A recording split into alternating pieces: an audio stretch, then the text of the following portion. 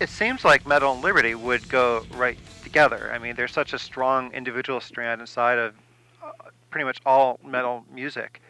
So I mean, a lot of them don't even get political or talk about systemic issues.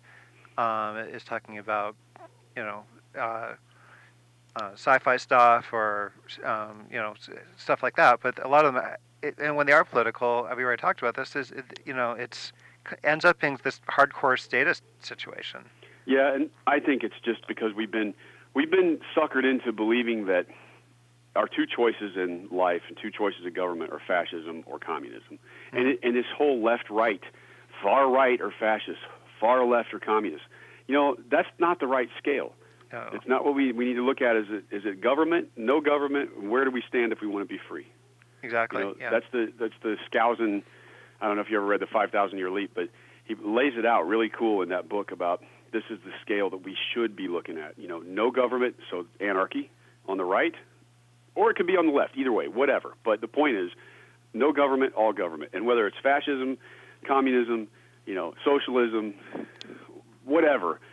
That's all total government control, and that's where obviously we are now. And I think we're rapidly heading into full-blown dictatorship here.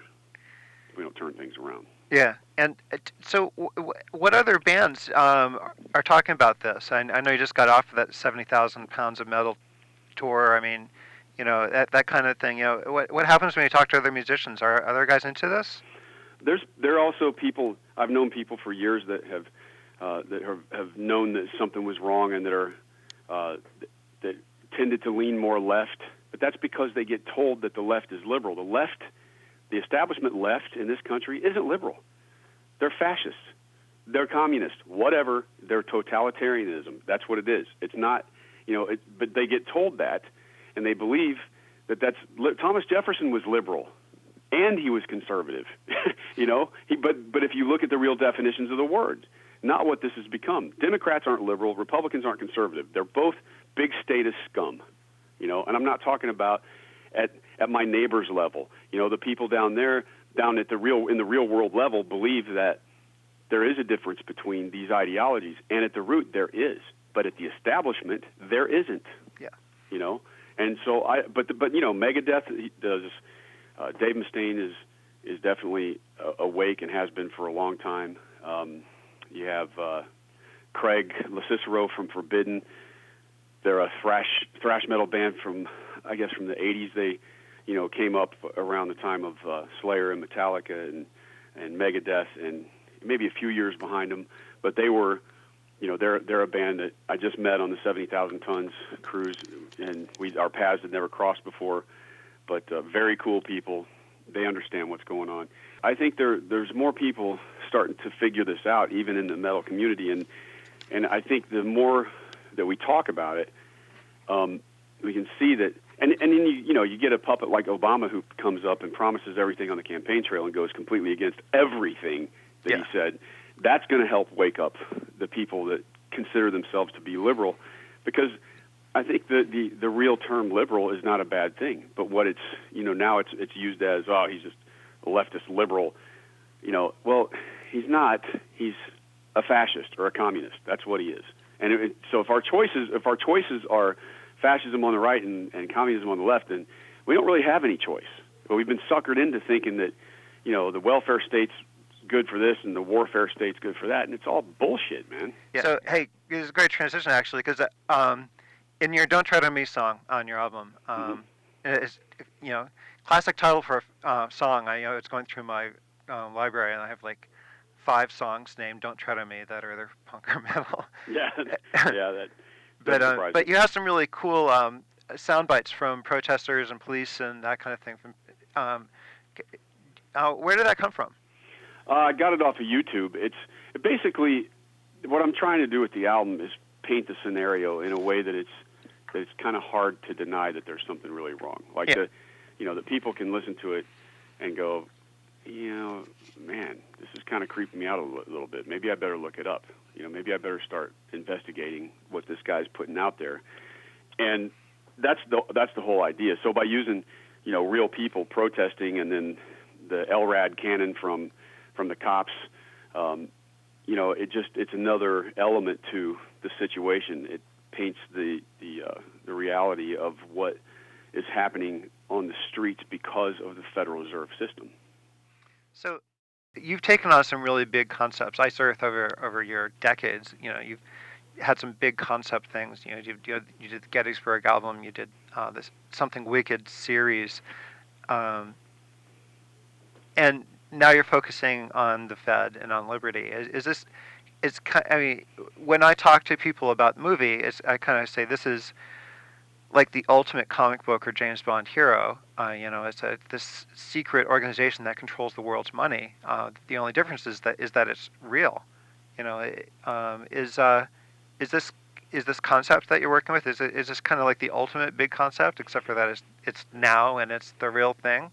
Well, it is the most important thing that I've ever done in my life, and I can say that the Sons of Liberty album is by far the most pure thing I've ever done, because it's motivated by nothing but a desire to try to get people to wake up. It's not about the money. It doesn't have any. I gave it away online for free for a year, and and there's been hundreds and hundreds of thousands of copies downloaded and copied. I mean, my friend Daria, that we have a radio show that we do every Tuesday from 9 to 11 called Spirit of 76 Radio, and she took 800 or 1,000 copies that she burned of Sons of Liberty and passed them out on the ship. And she's doing it all the time. She goes to a Ron Paul event, 500 copies. Boom, boom, hands them out, puts the Sons of Liberty website on there. And we've got chapters popping up all over the world now. These guys are doing that. They're getting involved. Some of the guys are doing, just posting news articles on Facebook and trying to get discussions going, but some of them are actually going out to protest and getting, passing out bumper stickers. They're doing whatever they can, and this is just it's pure, man. It comes from a pure place. It doesn't have anything to do with the fact, other than I understand that this is a very, very serious situation and a serious time for the future of our nation and all the nations around the world. Any sovereign state is under serious threat right now. A lot of commentators really talked about how the only way, like for example, Ron Paul said, that the Fed's probably not going to be dismantled by Congress, but it probably will just have to dissolve by collapsing onto itself. And a lot of our commentators really have been talking about how, the crisis is just going to lead to some form of civil war again. And you studied Civil War, the first Civil War, quite a bit, and we may go there for our sequel. But what kind of stories or futures can you imagine? If things kind of go in that direction. Man, I don't know. It's a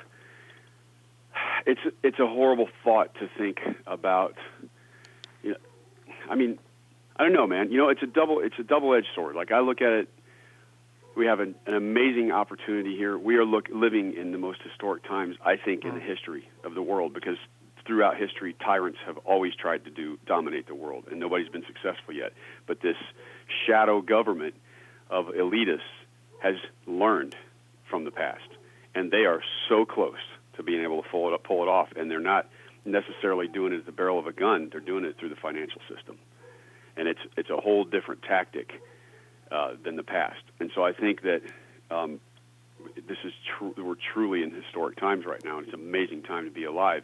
At the same time, the idea of it's a daunting task. This fight that's of liberty versus tyranny that's been going on since man walked the earth is, right now I think we stand at the precipice of something that is just, it's so huge, and we have such a mountain of shit to climb through. I believe we can do it if we inform ourselves. It's really, I would much rather it be Gandhi-like. It has to be Gandhi-like, because the system is going to benefit from violence and from war. The boot's going to come down harder. The different channels of propaganda are going to be that much more harder to wade through to be able to discern the truth. And it's just, it's crucial that right now everybody reprioritize their lives.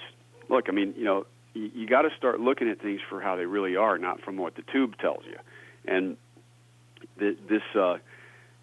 one of my best favorite, most I support more than any other activist organization is Oath Keepers, because I think that getting the troops in line with with what's really going on, is crucial to be able to pull off some kind of a victory out of this. I mean, first responders, cops, and firefighters, they've got to reconnect with their humanity. They've got to learn that what they're serving, really.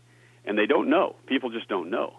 They don't understand the complexity of this and how devious it is. And so that's to me right now, I don't want to think about civil war. I don't want to think about the idea of us tearing each other apart. I want to try to focus on us uniting. I think, though, having said that, I will never offensively go and hurt somebody.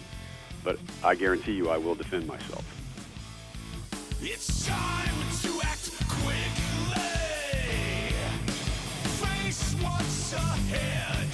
Revolution's at hand, you must see. I pray it's with balance. If they push us